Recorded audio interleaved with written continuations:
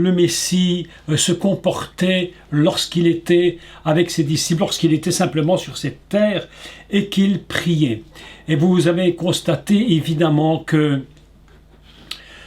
tout en étant le Messie, on pourrait se dire, mais il est déjà lui-même à un niveau exceptionnel, incroyable. Et pourtant, la Bible nous enseigne que le Messie priait et il passait même des nuits entières dans la prière. Tout à fait surprenant. Et je me suis bien rendu compte, et je pense que vous vous en êtes rendu compte aussi, que la prière, très sérieusement, et je pense que c'est une des choses les plus compliquées, à tenir constamment au même niveau toute une vie. C'est quelque chose de très compliqué. Vous savez, hormis, et encore je le mets entre parenthèses, hormis ces gens qui se sont complètement retirés du monde, qui se sont mis soit dans des abbayes, des couvents ou je ne sais quoi, et qui ont consacré une vie totale à la prière, et je vous assure que l'expérience nous apprend que la prière, avant toute chose, c'est une discipline, quelque chose d'absolument compliqué. J'ai remarqué que ce qui est difficile pour l'être humain, c'est de se discipliner. Déjà, les enfants, lorsque vous leur demandez de faire quelque chose, range ta chambre. Si tu ne ranges pas ta chambre, tu n'auras pas. Et on est obligé d'agir comme ça, nous les parents. Je me rappelle, moi je dis, oh, c'est entre nous, juste entre nous. On ne peut pas dire ça à tout le monde, entre nous. Lorsque j'étais plus jeune, j'avais 10-12 ans, un jour ma mère est rentrée, elle me disait, range ta chambre, range ta chambre. Et un jour, elle est rentrée dans la chambre, elle a dit, bon, ben, il n'y a pas de souci, on va la ranger, ta chambre. Elle a tout pris dans les arbres, elle a tout jeté par terre. Elle dit, maintenant, tu te débrouilles, mais si tu ne veux pas faire ce qu'on te dit, voilà ce qui t'arrive. Et j'ai compris que l'indiscipline, c'est fait partie de la nature. Très compliqué pour un être humain d'être très, très discipliné. Nous devons nous efforcer à la discipline. Parce que si nous ne nous efforçons pas à la discipline, la prière devient elle-même quelque chose d'impossible. Parce que lorsque nous n'avons pas envie de prier, si nous ne sommes pas disciplinés, eh bien nous ne prierons plus. Je m'efforce tant bien que mal, d'être un homme discipliné. Vous ne voyez pas mon bureau ici, il est un peu particulier parce que vous ne voyez que devant. Vous ne voyez pas les côtés parce que ce n'est pas très grand ici. Mais je m'efforce. À chaque fois que j'ai terminé mon travail, de ranger ce bureau parfaitement. Je rentre dans le bureau comme s'il n'avait jamais été utilisé. Tout est remis à place, les papiers, les caméras, les livres, tout est rangé, les tiroirs fermés. On rentre ici comme si c'était neuf. Pas parce que je veux montrer qui je suis, mais simplement parce que j'ai compris que l'indiscipline dans le détail de notre vie produit l'indiscipline spirituelle. Je vous assure que c'est une vérité. Je crois sincèrement que quelqu'un qui n'est pas discipliné dans sa vie, quelqu'un qui n'est pas ordonné dans sa vie, lorsqu'il est dans la prière, sera quelqu'un de totalement désordonné. Et je crois très sincèrement que l'ordre et la prière vont de pair. C'est quelque chose qui est vraiment, j'allais même pas dire en parallèle, mais qui doit être complètement une unité indivisible. Parce que nous avons une prière, et souvent, je vous l'avais dit, je crois la fois précédente, on prie un peu comme ça vient, comme ça nous passe par la tête, alors qu'on devrait avoir des prières beaucoup plus disciplinées, bien construites et conçues. Alors on nous dira, mais si je ne sais pas prier, tu pries comme tu veux, Dieu entend. C'est vrai en partie, mais il arrive un moment donné où la vie chrétienne, où notre vie spirituelle en tant qu'enfant de Dieu, et je vais même aller plus loin en tant que ministre de Dieu, parce que nous sommes tous des ministres de Dieu, tous. Vous tous, aujourd'hui, nous sommes 48. Au 48, je le dis, vous êtes des ministres de Dieu. Tous. Et un ministre de Dieu, si vous regardez la Torah, vous allez voir que les sacrificateurs, ils avaient besoin de discipline. On ne rentrait pas dans le lieu saint comme on voulait. Il fallait suivre un ordre. Et je crois que le problème un peu évangélique, peut-être évangélique, c'est justement qu'on ne nous a pas appris à nous discipliner dans la prière. À l'inverse, évidemment que si nous ne faisions que des prières toutes préparées à l'avance, ce serait aussi un problème, parce que nous n'aurions plus une inspiration de l'esprit, mais ce serait machinal. Donc nous avons besoin de deux choses lorsque nous prions. Et je vous le dis à vous, je me le dis à moi-même, parce que c'est demande vraiment de le comprendre, de l'assimiler et de le mettre en pratique. Il faut absolument avoir une part, je dirais, oui, d'improvisation, probablement lorsque l'on parle, mais tout ça doit être bien réglé en sachant où nous allons quand nous prions. Ne pas faire et ne pas dire n'importe quoi, afin que nos prières soient exaucées. Donc il y a beaucoup de règles à mettre en place quand on prie. Moi, dans la prière, je suis un homme très solitaire, très solitaire. Je ne suis pas quelqu'un qui prie avec beaucoup de gens, pas du tout. Je suis plutôt solitaire, bien que je peux prier avec d'autres. Mais cette prière-là est une prière qui est beaucoup plus construite pour moi-même, parce que je la précise et je sais où je vais. Donc, voilà déjà un premier point important concernant la prière pour chacun d'entre nous. Apprenons à nous discipliner. À nous discipliner dans notre vie de tous les jours, dans les détails de tous les jours. Je vous assure que c'est très important. Je ne le redirai jamais assez, mais nous, je vois que la plupart d'entre nous, nous sommes déjà des parents, qui sommes déjà des grands-parents, etc., etc. Donc on n'a plus tellement d'éducation à faire avec nos enfants, nos petits-enfants, bien entendu. Mais pour ceux qui ont des enfants et qui sont plus jeunes et qui sont connectés et qui sont plus jeunes, nous devons leur apprendre à se discipliner.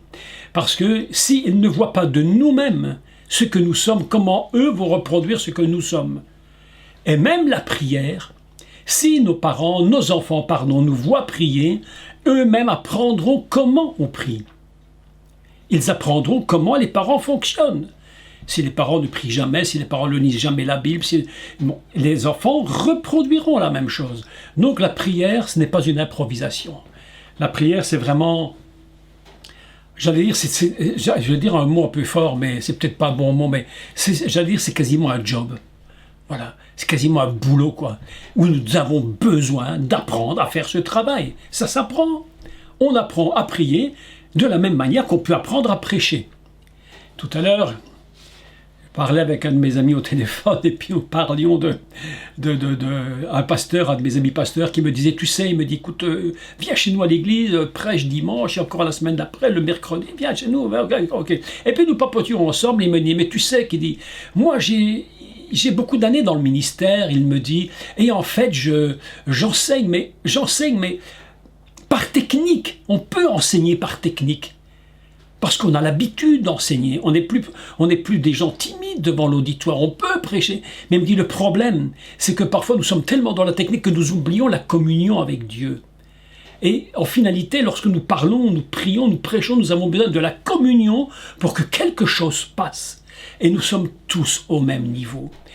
Nous sommes tous au même point où nous avons besoin d'apprendre à nous tenir devant le Seigneur avec une grande détermination.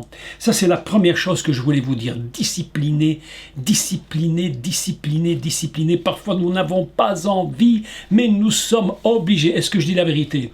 Si je dis la vérité, la main dit oui, c'est vrai, je suis dans le cas. Ah ben voilà, vous voyez, même, je vois même notre ami Cristiano là, il me fait oui.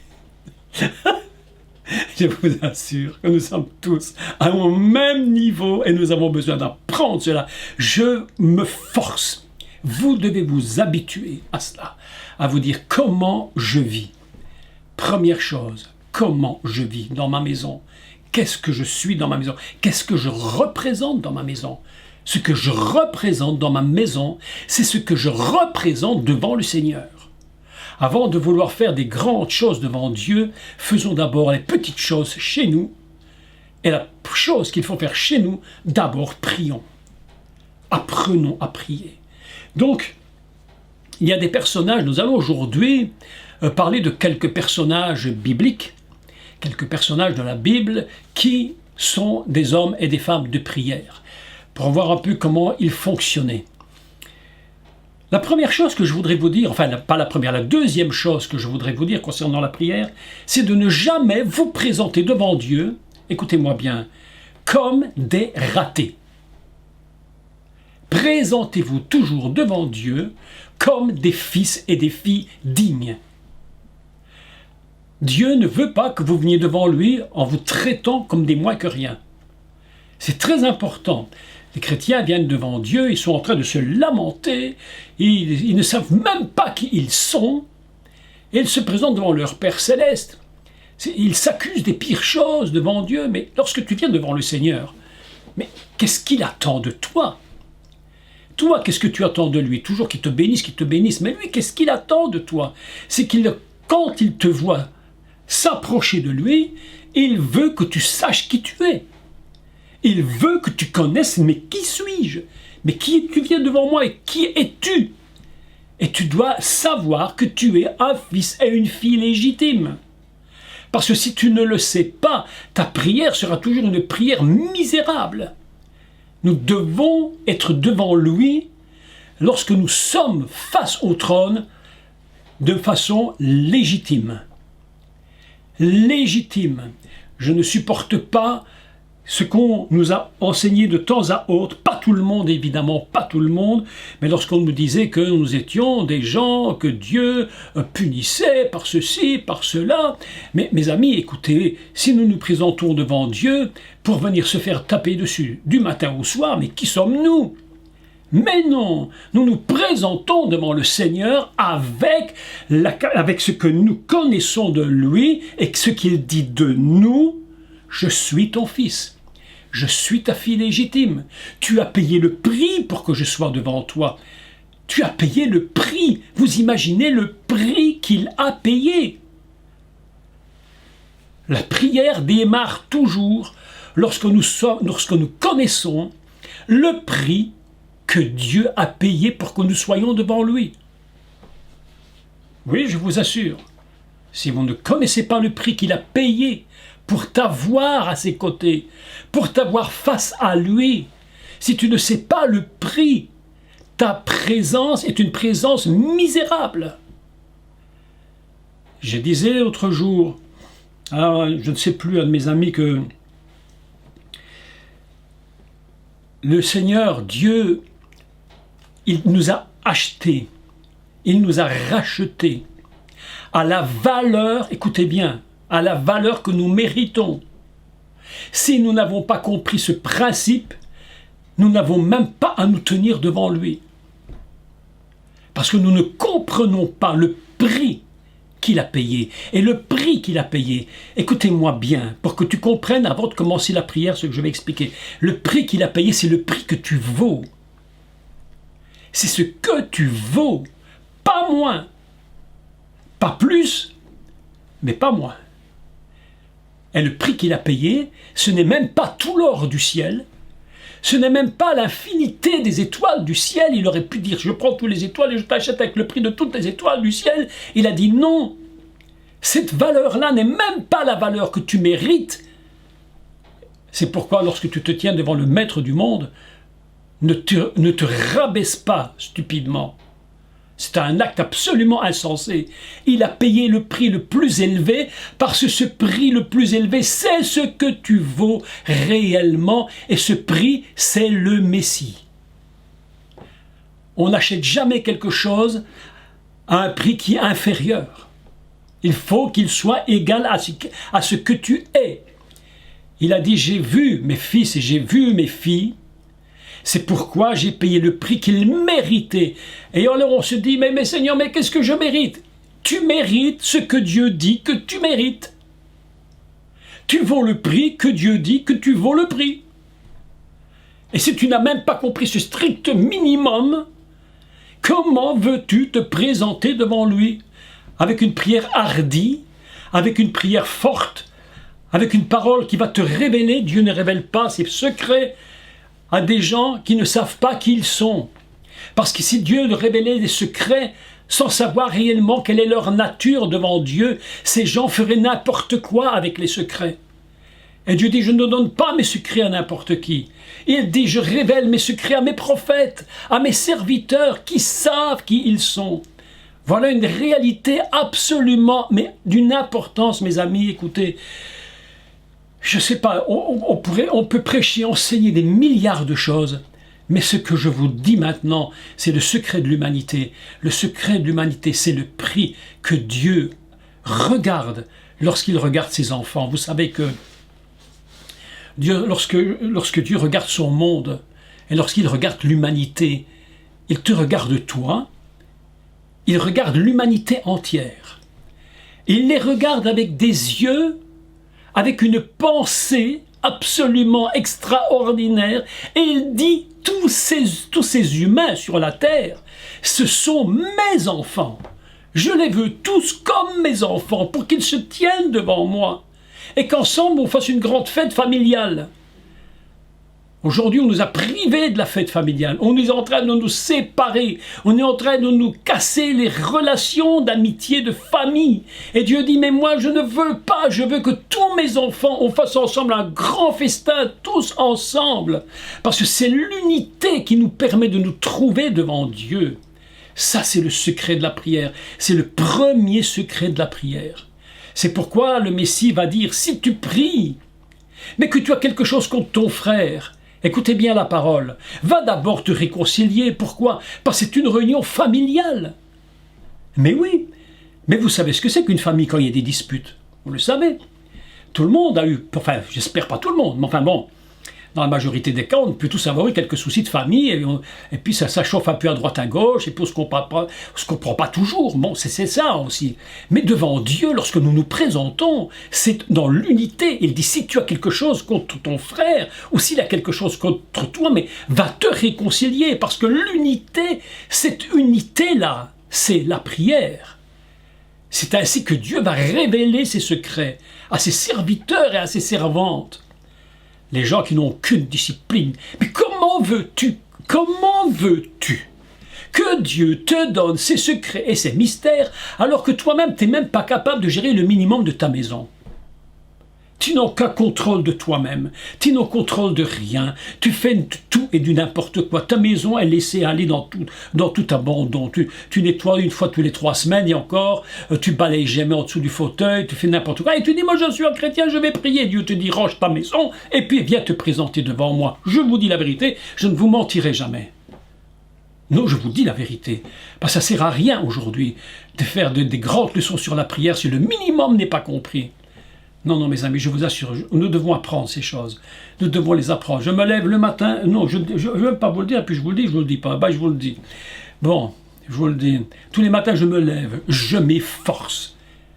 Je m'efforce avec joie, mais je m'efforce, pas toujours envie, d'aller dans la cuisine, et je dis quand mon épouse se lèvera, la maison sera impeccable. La cuisine est rutilante. Je fais le ménage. Tous les jours, je nettoie, je frotte les éviers, la vaisselle. Moi, je fais tous les jours. Je ne dis pas ça pour me vanter. Je dis ça pour vous encourager à vous dire, si vous ne savez pas de ce style de vie, votre prière est une prière qui est devant Dieu. Qui est, je vais dire, pas structurée, une prière qui n'a plus de force, une prière qui n'est pas droite devant lui. Il faut que nous apprenions ces secrets. C'est pourquoi Dieu donne, écoutez bien, écoutez-moi bien. C'est pourquoi lorsque tu lis le livre des Lévitiques, c'est le secret pour s'approcher de Dieu, le livre des Lévitiques. C'est toutes les règles que Dieu dit aux sacrificateurs. Lorsque tu te présenteras devant moi, tu ne feras pas n'importe quoi. Tu te présenteras de telle façon, à tel moment, et tu feras telle chose et telle chose. Et si tu ne veux pas le faire comme je te le dis, c'est la catastrophe. Donc, mes amis, des introductions, de la surintroduction, très compliqué de se discipliner. Mais quel avantage nous avons de le faire.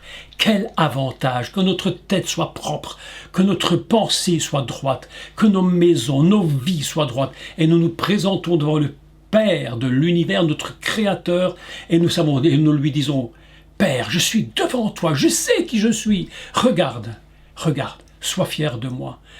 Lorsque nous sommes devant le Seigneur, il faut que Dieu soit fier de toi. Ça, c'est quelque chose, hein.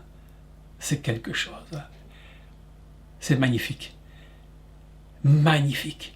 Dieu révèle ses secrets à ceux qui ont payé le prix, pas aux autres, à ceux dont le cœur est droit et dont les pensées sont droites, parce que Dieu sait que s'il te donne son secret, à cause de ton état, il pourra compter sur toi pour faire ce qu'il a besoin de faire.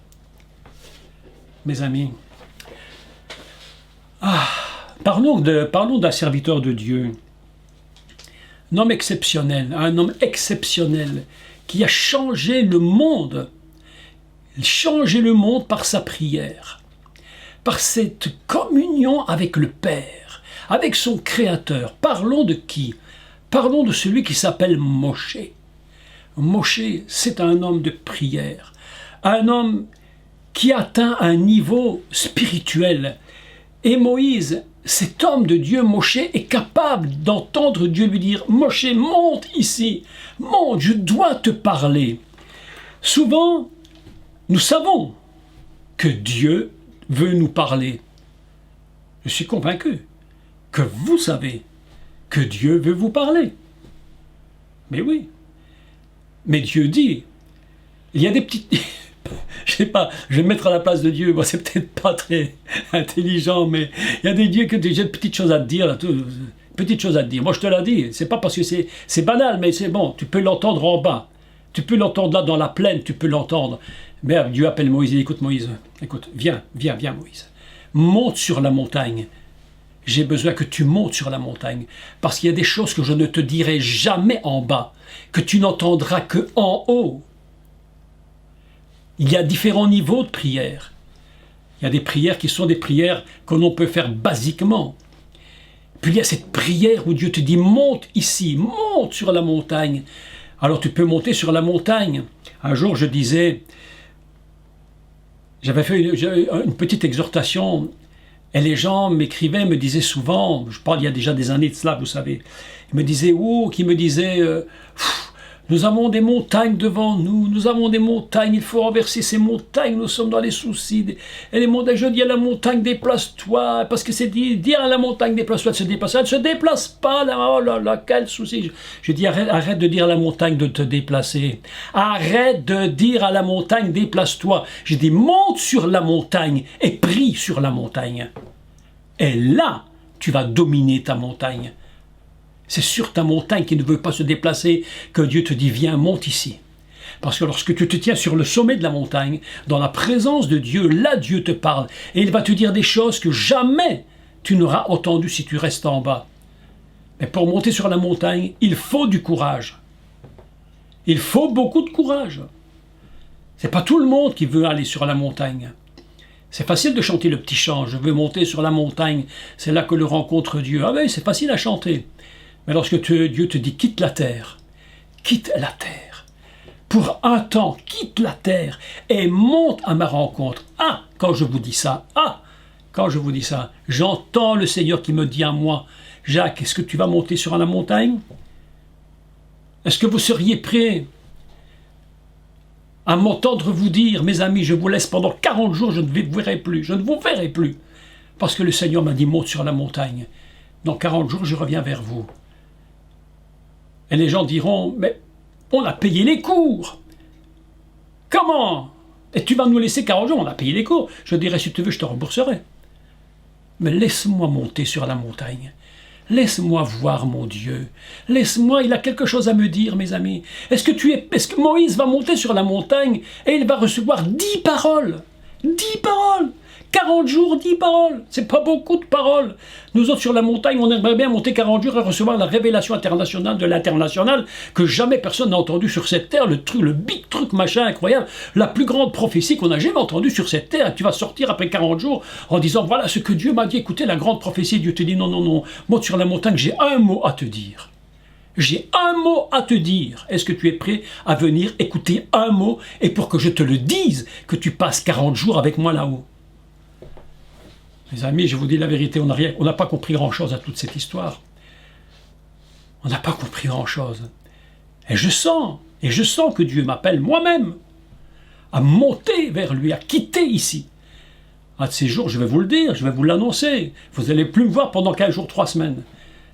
Parce que je vais partir prier, tout seul. Rencontrer mon Dieu. Parfois, vous savez, mes amis, je vous parle avec un cœur ouvert. Je ne suis pas là pour vous faire du cinéma. Je vous parle avec un cœur ouvert. Parfois, j'ai plus besoin de rencontrer mon Seigneur, d'être à côté de lui, même à rien faire, que être avec lui et arrêter d'enseigner. Parce que la présence de Dieu, C'est le secret du succès d'une vie. Le véritable secret, c'est d'être dans sa présence. Et Dieu dit à Moïse, Moïse, monte ici, monte en haut. J'ai besoin de t'entendre. Et la Bible nous dit une chose formidable. Elle nous dit que Moshe resta 7 jours sur la montagne. Déjà 7 jours, mes amis. Faites l'expérience. Passez 7 jours uniquement à attendre le moment où Dieu vous dira « Rentre dans ma présence ». Mes amis, attendez. Là, on est dans des dimensions absolument extraordinaires. Nous avons tellement envie que Dieu nous dise tellement de choses incroyables. Tellement envie. Mais Dieu te dit, est-ce que tu es prêt à passer ne fût-ce que 7 jours à attendre que la porte s'ouvre? Attendre que la porte s'ouvre pour que tu rentres dans ma présence 40 jours. C'est le secret de la prière. Savoir monter, savoir se tenir devant la nuée de Dieu. La vraie prière, la forte prière, la plus puissante prière, c'est celle qui se produit lorsque nous sommes rentrés dans la gloire. Rentrer dans la gloire. Être environné de la nuée céleste pendant le temps où Dieu nous dit « Viens, je dois te parler ». Et nous sommes environnés de la gloire. Et Dieu va te dire peut-être un mot, peut-être même pas 2, peut-être un seul mot qui va bouleverser toute ta vie entière. Parce que ce que les gens n'ont pas compris, c'est qu'ils veulent des paroles de Dieu. Dieu m'a dit, Dieu m'a dit, Dieu m'a dit, Dieu m'a dit. Les 3/4 du temps n'a rien dit, mais enfin, Dieu m'a dit, Dieu m'a dit, Dieu m'a dit. Alors qu'une seule parole, un seul mot, et toute la nature de Dieu t'imprègne, et toute sa vie est en train de bouleverser la tienne. Toute sa présence pour un mot est en train de changer ta vie. Ça, c'est la prière. Ça, c'est la prière. La seule est la vraie prière, celle qui nous approche tellement de lui. Le Messie, avant de prendre des grandes décisions, la Bible nous enseigne, mais nous en parlerons samedi, qu'il priait une nuit entière. Et la Bible nous dit, le lendemain matin, il choisit 12 apôtres. Il passe une nuit pour choisir 12 personnes. Mes amis, je prends cette leçon. Quand je vous parle à vous, je vous parle à moi. Et je me dis, je suis ton sauveur et je t'aime. Et j'ai donné ma vie pour toi, 40 jours pour ça, mes amis. Est-ce que nous sommes prêts? Est-ce que nous sommes prêts? C'est parce qu'on n'a pas compris l'essence de la prière. On n'a pas compris la profondeur et le sens profond de la prière. C'est pourquoi nous n'avons pas tellement d'intérêt à nous présenter devant Dieu. Mais lorsqu'on connaissons le cœur du Père, comme Moïse connaissait le cœur du Père, il monte sur la montagne, il entend la voix de Dieu qui lui parle, il s'approche de Dieu. Moïse, viens, je dois te parler. Il était déjà au buisson ardent, et il monte, il dit, viens ici, laisse. Je ne sais pas si vous vous rappelez du cours que j'ai donné sur Moshe, lorsqu'il lui dit, ôte tes sandales de tes pieds, et viens, c'est une terre sainte. Il faut qu'on sache que le mot « ôter ses sandales de ses pieds », je ne rentre pas dans le détail, je fais qu'un rappel rapide, signifie en hébreu « laisse ton passer ». Laisse ton passer. Tire tes chaussures, n'amène pas sur le terrain où je suis, n'amène pas sur ce terrain les poussières qu'il y avait dans le passé. Ton passé, c'est ton passé. Maintenant, tu vas rentrer dans quelque chose de neuf. Tire tes sandales, viens sur cette terre. C'est une terre sainte, je dois te parler, il faut que tu pries. Les deux ennemis, le grand ennemi qui s'oppose à la prière, c'est lorsque nous nous présentons devant Dieu avec tout notre passé et le lourd passé. Et Dieu te dit, je veux que tu rentres dans une nouvelle dimension. Et tu viens avec tes vieilles chaussures et tes sandales qui ont traîné là pendant des mois, des années. Et tu marches avec ça, et tu viens sur la terre sainte, mes amis. Pour que la terre soit sainte, il y a 2 conditions. La terre de la prière, le lieu de prière, c'est une terre sainte. Il y a 2 conditions pour qu'elle soit sainte. Une première condition, c'est que Dieu soit présent. Et une deuxième condition, c'est que toi, tu te tiennes là, dans un cœur droit, en laissant ton passé derrière. Sinon, tu viens sur une terre sainte, avec tes vieilles godasses, et Dieu te dit, mais qu'est-ce que tu fais là? Mais qu'est-ce que tu es venu faire là? Je ne peux pas te donner quelque chose de nouveau si tu mets les mêmes chaussures qu'hier.